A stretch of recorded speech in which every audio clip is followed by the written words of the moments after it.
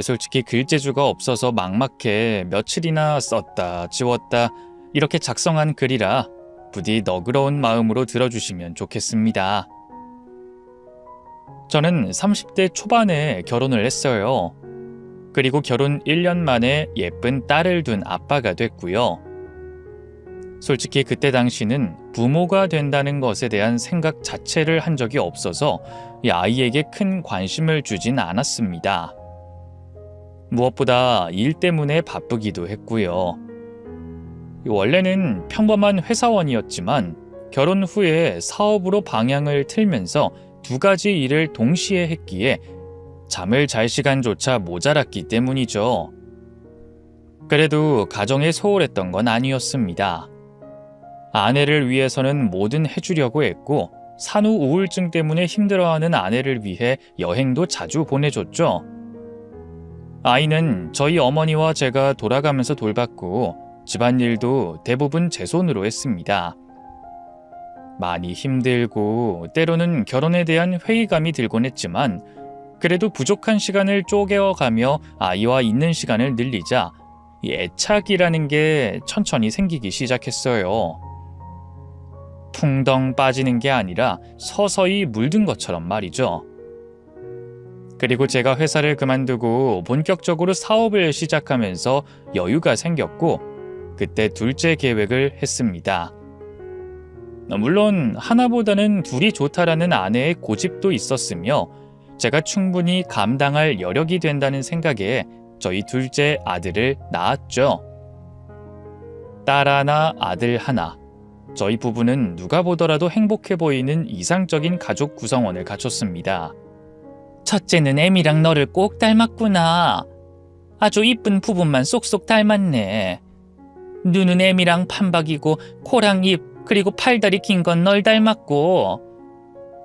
그러게 진짜 신기해. 눈만 아니면 나랑 너무 닮아서 놀랄 정도야. 이제 네 자식 가져보니까 어때? 내 마음이 조금은 이해가 되니? 무섭네. 엄마가 나 어릴 때 그랬잖아. 너 닮은 자식 한번 낳아봐라 하고. 그래. 다른 건 몰라도 딱 너만큼만 속 썩여야 할 텐데. 엄마 그거 저주야. 그리고 얘는 딸이라고. 그럼 우리 손자가 딱 그렇게 해주면 좋겠네. 근데 둘째는 누굴 닮은 건지 모르겠다. 이국적으로 생기기도 했고. 그 안사람 말로는 자기네 할아버지랑 닮았다고 하더라고. 하긴 뭐 피는 건너뛰기도 하지. 참 신기하단 말이야. 어쨌든 둘 다 너무 예뻐. 엄마 고마워. 애들도 돌봐주고. 저는 진심을 다해서 감사를 표했습니다. 쉬는 사람이 돕는 거지. 그나저나 에미는 어디 여행 갔다고? 응, 그 답답하다고 해서. 일 그만두고 아이 낳고 살면 그렇잖아. 알지. 에미한테 잘해라.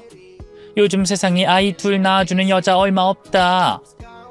나도 너희 낳고 키울 때 이 정도만 도와줬어도 애들 10명은 더 낳았을 거야. 남자가 하는 만큼 여자도 잘한다는 소리지. 그렇지.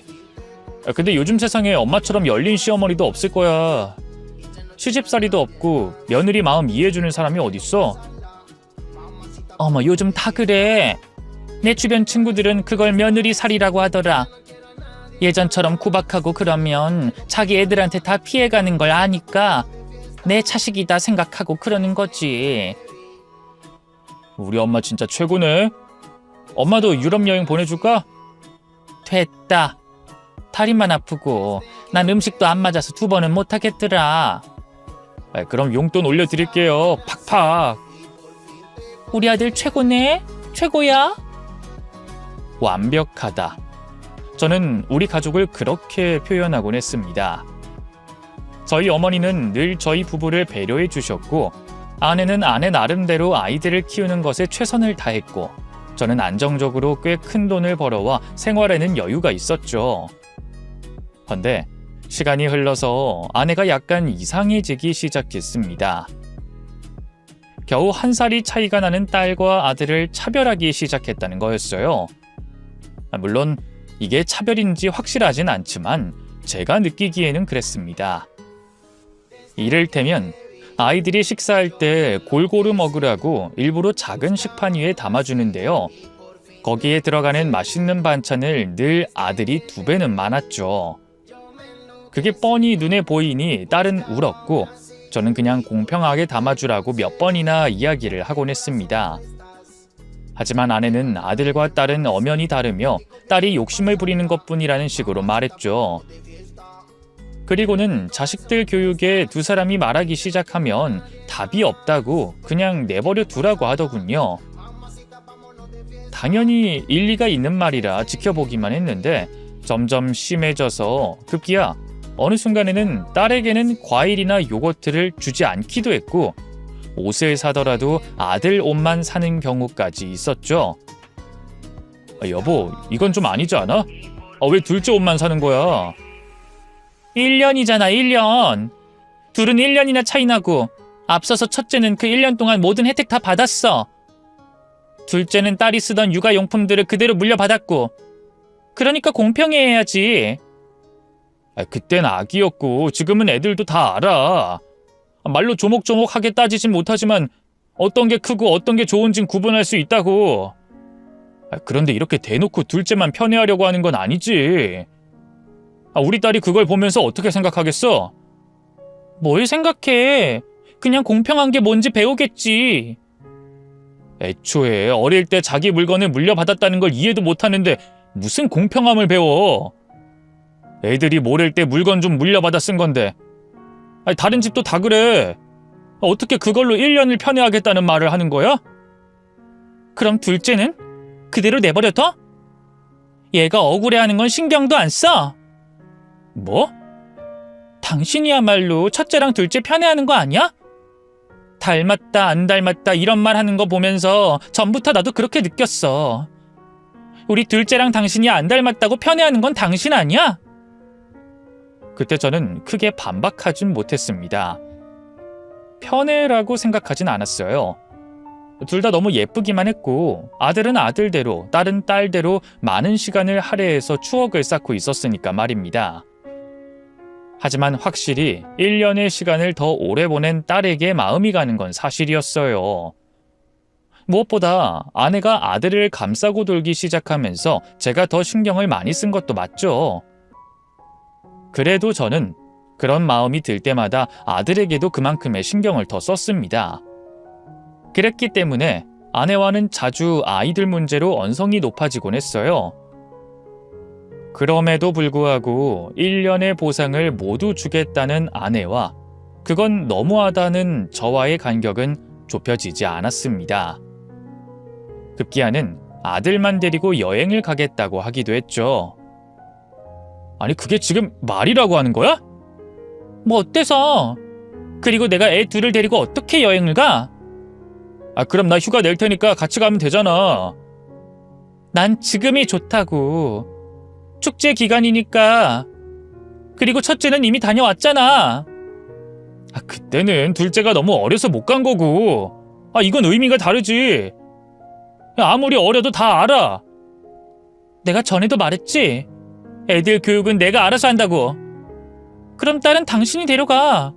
그럼 공평한 거 아니야? 이게 독박육아지 뭐야? 독박육아? 나처럼 집안일 많이 돕고 퇴근하면 애들 씻기는 사람한테 독박육아라고 했어? 놀러 가는데 애들 둘 케어하라는 게 독박이지. 그럼 둘 중에 하나를 선택해야 된다는 건데 이미 많이 다녀온 첫째보단 둘째를 데려가는 게 맞지. 아니야? 여보! 난 모르겠고 앞으로 그렇게 할 거야. 그럼 당신이 첫째 데리고 휴가 받든가 해서 데려가면 되잖아. 왜 나한테 차별한다고 난리야? 그러던 어느 날 저는 회사에서 회의 중에 병원으로 달려가게 됐죠.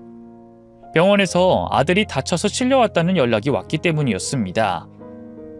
그날도 아들과 여행을 가겠다고 나선 날이었기에 두려움은 배가 돼 저는 정신없이 병원으로 향했죠. 심지어 아내는 연락을 받지 않았기에 둘에게 사고가 났을지도 모른다는 생각에 눈물까지 났습니다. 그런데 그곳에 아내가 저보다 먼저 와 있었죠. 전 가장 먼저 아내의 상태를 살폈는데 외상은 전혀 없어 보였습니다. 어디야? 우리 애는? 당신이 어떻게 알고 왔어? 왜 나한테 연락을 안 했어? 사고 난 거 알았어? 그게... 아니 겨우 5살인 애가 무슨 사고가 났다는 거야? 아니 내 친구가 잠깐 맡아준다고 했는데 근데 어떻게 연락이 된 거냐고. 지금 그게 문제인 거야? 아니 그냥 별거 아니니까. 이마가 살짝 찢어졌고 몸에 열이 좀 있어서 병원에 하루만 입원하면 되는 수준인데. 전화는 왜 안 받아? 애가 병원에 왔는데 정신없어서 그랬어. 다 그런 거 아니야? 근데 여길 어떻게 왔냐고. 내가 연락을 따로 해달라고 한 게 아닌데. 잘은 모르지만 애들 목걸이에 내 번호가 적혀 있어서 그런 것 같아. 비상 연락망. 그랬구나. 어쨌든 당신은 들어가 봐. 일해야지. 애는 괜찮으니까. 얼굴이라도 봐야겠어. 어디야? 아니 진짜 괜찮다니까? 일단 집에 가자. 집에 가서. 애들 병원을 두고 가긴 어딜 간다는 말이야? 당신 정신 나갔어? 아니 난 여기 있을 테니까 일단 회사 일부터 봐. 회사 일 그냥 두고 온 거 아니야? 대표가 그렇게 하면 회사가 잘 돌아가겠냐고. 그니까 일단은 가서 일부터 처리하고 와. 응? 그때 전 처음으로 아내가 이상하다는 생각을 했습니다. 다른 때 같았으면 작은 상처에도 제가 옆에 없어서 이랬느니 외면하는 걸 보니 차별이라느니 할 사람이었기에 더욱 그랬죠. 마치 제가 병원에 있으면 안 될 사람처럼 등까지 떠밀기에 저는 오기로 버텼네요. 그리고 전 그 병원에서 또 다른 사람을 만나게 됐습니다. 아내의 친구라고 말하는 낯선 남자였죠. 불량스러운 눈빛과 술 냄새, 담배 냄새가 났었는데 아내보다 적어도 10살은 어려 보이는 남자였습니다. 부스스하게 한 머리와 누더기 같은 옷은 일부러 그런 스타일을 입은 것처럼 보였고 마치 예술을 하는 것 같은 인상을 받았죠. 하지만 말은 더없이 매너가 있었습니다. 제가 아이를 보겠다고 고집을 피웠는데 일이 이렇게 됐네요. 죄송합니다. 아니요. 근데 어쩌다가 사고가 난 건지. 그냥 놀다가 혼자서 넘어졌어요. 어디서요? 뭐 때문이죠? 애들이 원래 놀면서 다치고 그렇게 크는 거죠. 제 잘못이니 노여움 푸세요. 앞으로는 이런 일 없게 하겠습니다. 하지만 저는 그 눈빛, 아내와 주고받는 시선, 모든 게 껄끄러운 기분이 들었죠. 여자에게 촉이 있다면 남자는 냄새를 맡거든요. 친절하고 매너는 있었지만 보통의 친구처럼 보이진 않았죠. 그렇게 제 의심은 시작됐지만 확신을 준 건 아이의 혈액형이었습니다. RH5형. 아내와 저 사이에는 절대로 나올 수 없는 혈액형이었죠. 이에 제 의심은 증폭이 됐고 저는 아내에게 유전자 검사를 하자고 말을 꺼냈습니다. 당연히 아내는 엄청나게 화를 냈고요. 날 못 믿는 거야? 예전이야 혈액형으로 친자 의심했지만 지금 시대가 어느 때야? 부모 혈액형이랑 자녀랑 다른 경우도 있어. 극소수인 경우지. 그리고 희귀 혈액형이야. 우리나라에서만 그렇지 외국은 아니거든? 좋아. 그럼 당신 말처럼 시대가 바뀌었어. 그러니까 혈액형 하나로 당신을 의심한다는 게 아니잖아. 찜찜한 부분을 치우고 가자는 말로는 안 들려? 내가 당신한테 소리를 질렀어? 아니면 의심부터 했어? 그냥 유전자 검사 한 번이면 끝날 문제야. 그게 싫다고 그게. 나를 의심하는 거잖아. 우리 아들을 의심하는 거고. 딸이랑 아들 둘 다 할 거야. 내가 의심했으면 몰래 검사를 했겠지. 당신 미쳤어? 진짜 이럴 거야? 날 못 믿는데 결혼은 왜 했어? 매번 이런 식이지? 난 솔직히 당신이 왜 화를 내는지 이해를 못하겠어. 기분은 상하겠지만 그럼 이대로 검사도 안 하고 넘어가자는 거야? 당신이 당당하면 화를 낼 이유가 없잖아. 만약에 내가 오해한 거면 내가 당신이 해달라는 거 다 할게. 죽으라면 죽는 신용도 할 수 있어. 싫어. 난 분명 싫다고 했어. 만약 하면 나랑 이혼할 각오하고 해야 할 거야.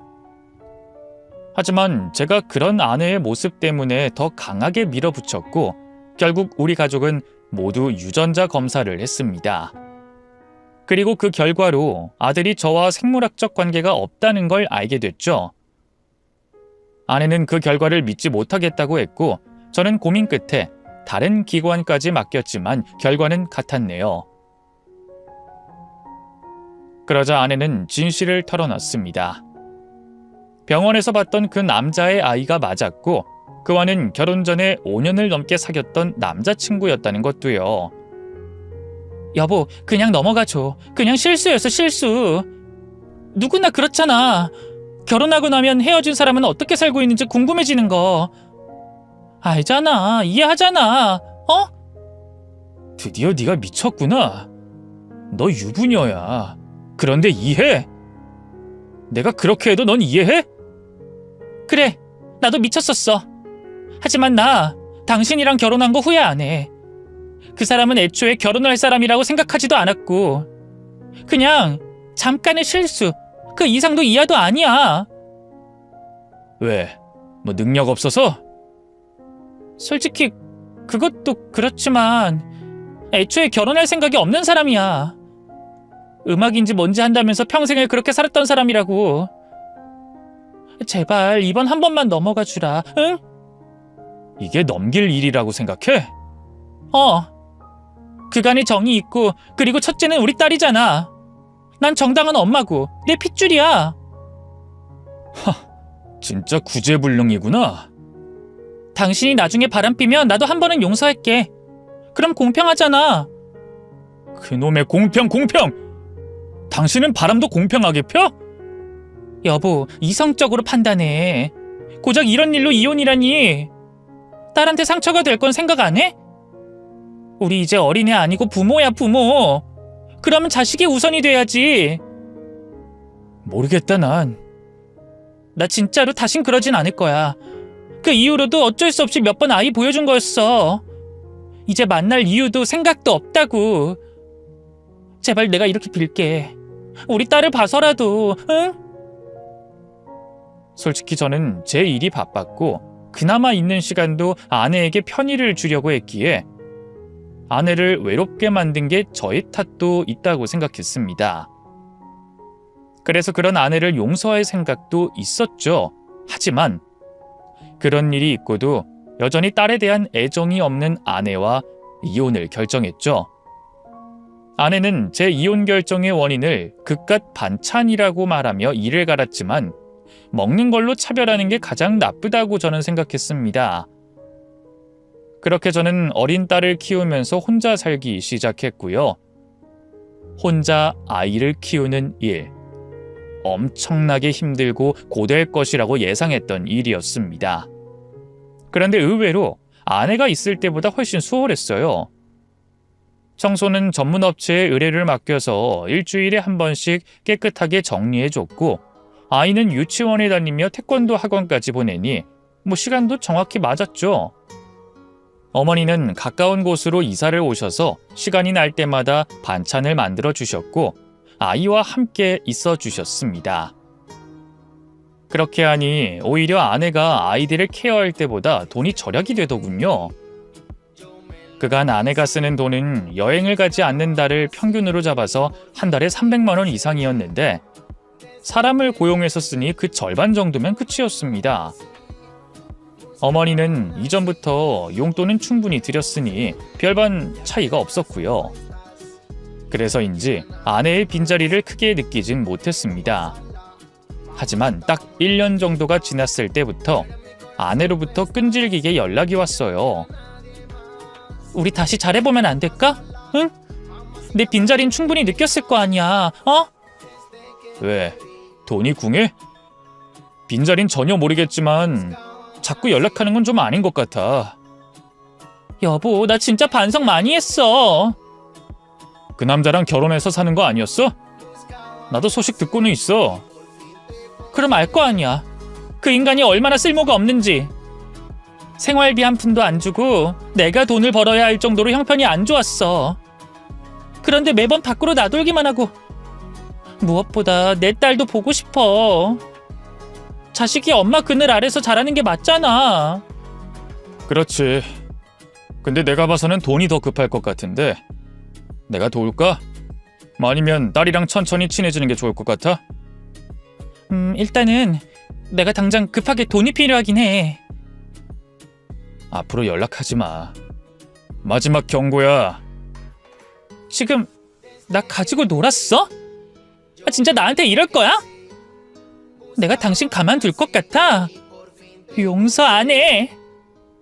멀리 떨어져 있으니 전처의 본성이 보였습니다. 정말로 딸을 보고 싶은 건지 몇 번이나 떠봤지만 결국은 돈이었거든요. 그런 엄마의 그늘이 필요하다면 저는 그런 그늘 다 치워버리고 힘들어도 딸을 햇빛 아래서 강하게 키울 마음을 먹었죠. 그런데 또 어떤 부분은 쉽지 않긴 했어요. 집이나 아이야 도움받아서 어느 정도 잘 유지는 하고 있었지만 저 스스로를 챙길 줄은 몰랐으니까 말입니다. 일이 바쁘면 식사를 거르거나 잠을 줄이다 보니 몸 상태도 안 좋았고 컨디션이 최악인 날이 많았죠. 그러던 어느 날은 사무실에 새로 들어온 여직원이 저를 찾아와서 말하더군요. 제가 편집증이 있어요. 네? 그러니까요. 대표님 겉옷 주시면 안 될까요? 네? 단추요, 그거. 그냥 맡기면 된다고 하려고 했는데 손에 들고 온 반지꼬리며 빨갛게 달아오른 얼굴의 직원을 보니 그냥 그 자리에서 벗어서 줬습니다. 그 편이 서로가 덜 민망할 것 같았거든요. 그 이후로 조금씩 가까워졌고 몇 번 사적인 대화를 하게 되면서 좋은 사람이라는 걸 느꼈습니다. 그렇게 만남이 시작됐고 그 사람은 저를 알뜰하게 챙기더군요. 도시락이며 영양제, 그리고 마시는 물 하나까지도 신경을 써주는 그 사람이 너무 좋아졌습니다. 특히나 제가 결혼을 하자는 말을 꺼냈을 때 그 사람이 제게 한 말이 아직도 기억에 남아요. 저도 이제 40이 가까운 나이라서 아이를 못 가질 거라고 생각했거든요. 근데 대표님이랑 결혼하면 제가 아이가 생기는 거잖아요. 그래서 너무 기뻐요. 고마워요. 정말 고마워요. 그렇게 말해주니까 정말로요. 솔직히 눈물도 조금 났습니다. 이 주책이었지만 그 사람이라면 우리 딸도 잘 돌봐줄 거라고 생각했어요. 무엇보다 전처와는 전혀 다른 정반대의 사람이었기에 더 끌리기도 했죠. 실제로 결혼한 이후 아내는 연애를 할 때보다 더 저희에게 잘했습니다. 더군다나 딸은 깨지기 쉬운 유리처럼 소중하게 다뤘고요. 결혼 후 당연히 그만둘 줄 알았던 회사도 다니면서 집안일까지 완벽하게 하는 걸 보고 정말 대단한 사람이라고 생각했죠. 이건 아빠 거, 그리고 이건 우리 공주님. 우와, 새엄마가 나한테 5배는 줬어. 저는 장난식으로 툴툴거렸습니다. 왜 아빠는 공주님보다 10배는 더 큰데 이것만 줘요? 그야 우리 공주님은 한참 자랄 거고 아빠는 이제 다 자랐으니까요. 딸아이도 웃었고 저도 웃었습니다. 어머니 역시도 아내를 굉장히 좋아했어요. 음식 솜씨며 살림 솜씨를 칭찬할 때면 엄지는 늘 하늘 위만 가리키고 있었죠. 그런데 문제는 아내의 씀씀이도 꽤 크다는 거였습니다. 분명 누가 봐도 알뜰하게 살림하고 있는데 생활비 지출은 이전과 비슷한 수준이었거든요. 그냥 넘길까 하다가 전처가 떠올랐고 이번엔 그냥 넘어가